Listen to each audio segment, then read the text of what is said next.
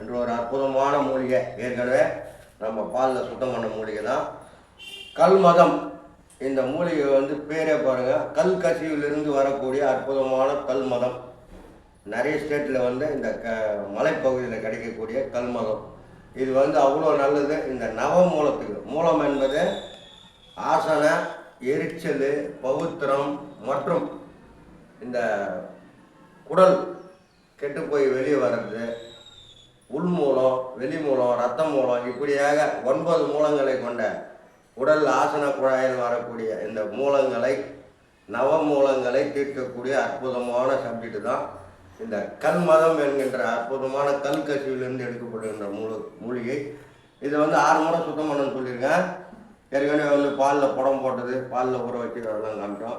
இன்றைக்கி வந்து இளநீரில் நம்ம ஊற வைக்க போகிறோம். பாயில் போட்டு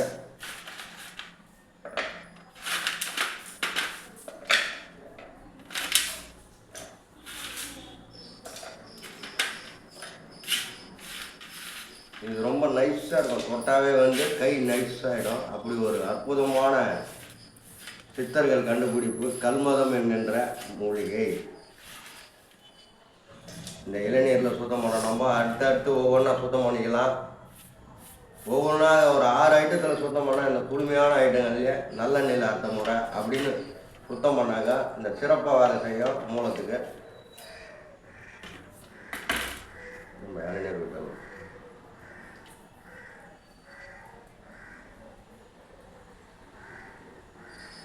இந்த ஒவ்வொரு துணை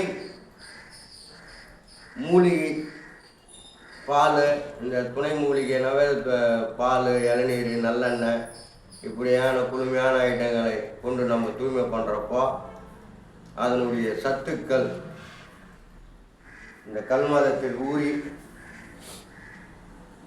இந்த மூலங்களை தவிர்ப்பதற்கு நமக்கு பயன்படுகிறது.